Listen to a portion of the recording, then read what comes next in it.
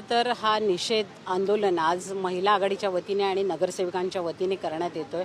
अत्यंत दुर्दैवी अशी घटना जी घडलेली आहे आणि त्याच्या निषेधार्थ आज आम्ही आंदोलन करण्यासाठी उतरलेलो आहे। ही जी विकृती आहे त्या विकृतीला कुठेतरी आपण वेळीच जर ठेचलं असतं तर अशा प्रकारच्या घटना मला असं वाटतं घडल्या नसत्या।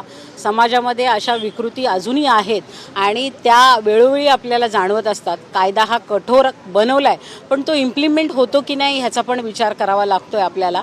कायद्यामध्ये खूप उशिरा आपल्याला न्याय मिळतो पण ह्या अशा जर गोष्टी आपण लवकरात लवकर त्याचा न्याय देण्याचा जर प्रयत्न केला तर मला असं वाटतं की कोण पुढे असं करण्यासाठी धजावणार नाही। सगळे लोक म्हणजे घाबरतील ह्याच्या पुढे।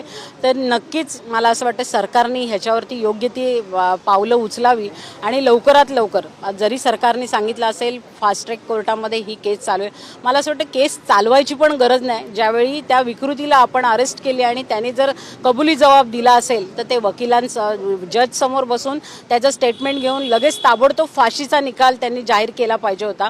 पण तरी पण आपली न्यायव्यवस्था अशी आहे की प्रत्येक गोष्टी कायद्याच्या चौकटीत राहून आपण करतो, म्हणून कदाचित सरकारला पण ह्या सगळ्या गोष्टीचं पालन करावं लागतं।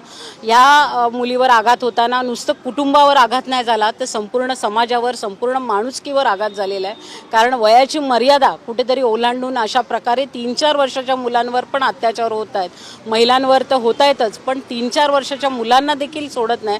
तर ह्या विकृतीला जर ह्याच्यापूर्वी पण त्या व्यक्तीवरती 2 केसेस होत्या, त्याच वेळी जर त्याला ठेचलं असतं तर मला असं वाटतं की ही विकृती त्याच वेळी थांबली असती आणि ती मुलगी जी आहे ती 4 वर्षाची आज आपल्यात असती। असं वाटतं बघा सरकारचं दोष काय ह्याच्यात मला कळत नाही। कारण प्रत्येक जण सांगतं सरकार तुमचं आहे, सरकार विकृतीजवळ सरकार तर जात नाही ना, त्यांना हे करायला सरकार प्रवृत्त करत नाही ना, अशी मानसिकता कुठे कुठे आहे हे शोधून काढणं पण फार गरजेचं आहे। मला असं वाटतं की केस जेव्हा होते, एखादी केस जेव्हा नोंद होते त्याच वेळी पोलिसांनी तर संपूर्ण पोलीस स्टेशनच्या संपूर्ण जिल्हा लेवलला चौकशी करून ह्या माणसावरती किती गुन्ह्यांची नोंद आहे आणि त्याच वेळी जर त्याला अरेस्ट केलेलं होतं, त्यावेळी जर सोडलं नसतं, त्याला त्याच वेळी फासावर लटकवलं असतं तर ही घटना घडली नसती। मला असं वाटतं विरोधक म्हणून जर विरोधकांची ही भूमिका असेल की सरकार काय करत नाही तर ही बोलणं चुकीचं आहे। कारण हे समाजात घडलेला अन्याय जो आहे तिथे मी जसं सांगितले की जातीय चष्म्यातनं बघू नका म्हणून, जात भेद विसरून पक्षपात विसरून सगळ्यांनी एकत्र येऊन अशा विकृतीला ठेचण्यासाठी आपण सगळे एक झाले पाहिजे।